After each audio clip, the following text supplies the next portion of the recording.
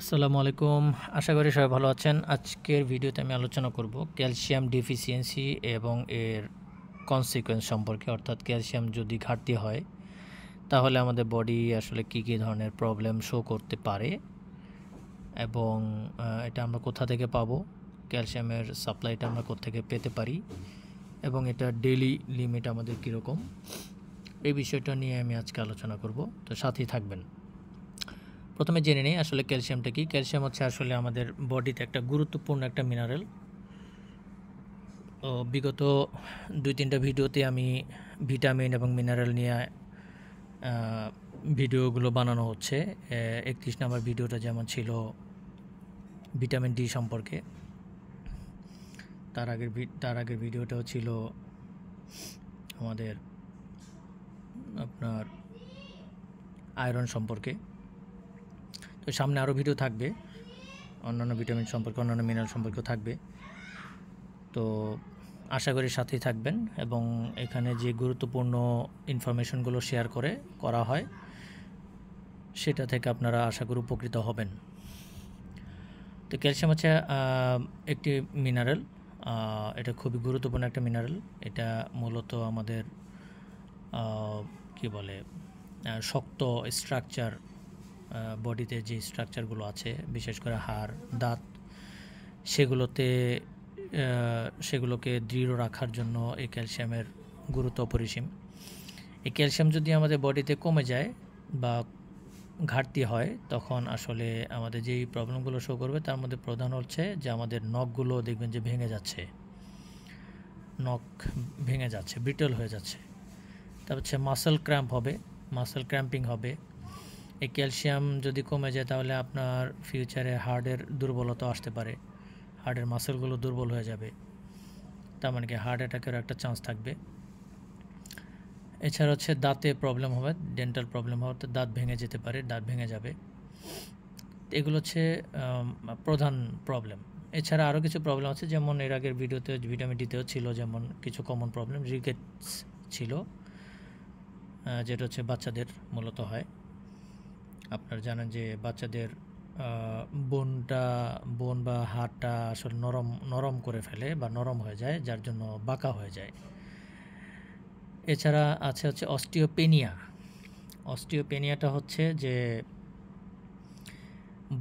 আমাদের যে হাড়ের ভিতরে যে মিনারেলগুলো আছে, যে মিনারেলের একটা ডেনসিটি আছে, অর্থাৎ কতটুকু ঘনত্ব সেখানে থাকবে সেটা একটা পরিমাণ আছে।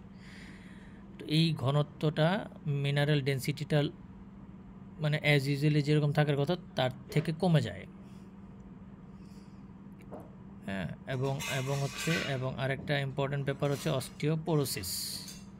অর্থাৎ আপনারা জানেন যে অস্টিওপোরোসিস হলে আমাদের হাড়ের যেই ডেনসিটি আছে সেই ডেনসিটিটা আস্তে আস্তে লুজ করে এবং সেখানে আপনার একটা কী বলে ফাঁপা এবং ভিতরে অনেক আঁশযুক্ত কিছু হাড়ের উৎপত্তি ঘটে, যার জন্য হাড়টা অনেক নরম হয়ে যায় এবং যে কোনো একটু প্রেশার পেলেই সেখানটা ব্রেকডাউন হয়ে যাবে, ভেঙে যায়।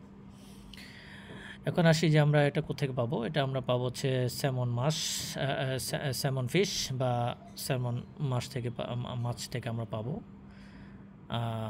এছাড়া আমরা পাবো দুধ, ইয়োগার্ট, চিজ। এছাড়া আছে স্পিনাচ, ব্রকলি। এছাড়া আমরা অ্যালমন্ড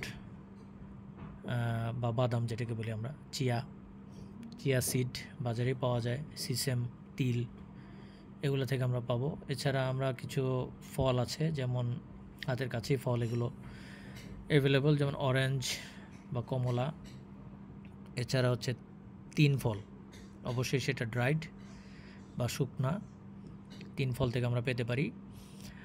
এখন আসি যে আমরা ডেইলি ডোজ কত, আমাদের ডেইলি লিমিট কতটুকু পরিমাণ আমরা নিতে পারি, ডেইলি আমাদের কতটুকু পরিমাণ, মূলত মানে মিনিমাম কীরকম বা ম্যাক্সিমাম আমরা কত নিতে পারি সেটা একটা রিফ্লেকশন এখানে এই ভিডিওতে দেওয়া হয়েছে।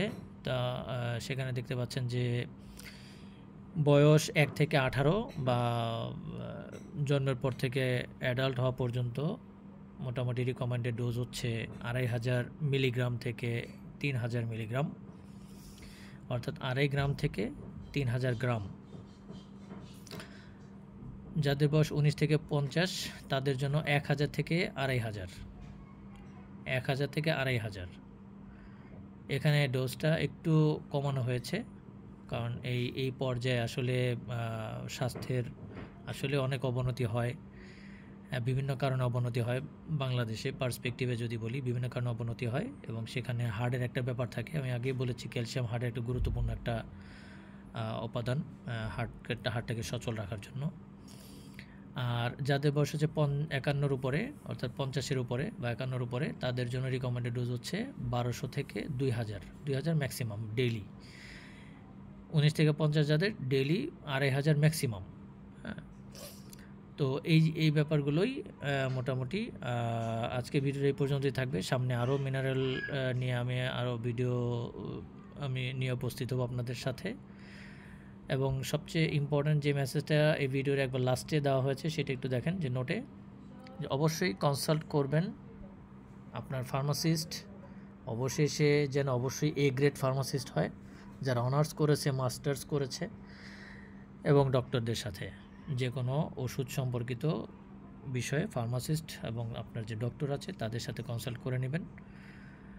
আজকের ভিডিওটি পর্যন্ত থাকবে। সবাই সুস্থ থাকবেন, ভালো থাকবেন এবং সাথে থাকবেন। আসসালামু আলাইকুম।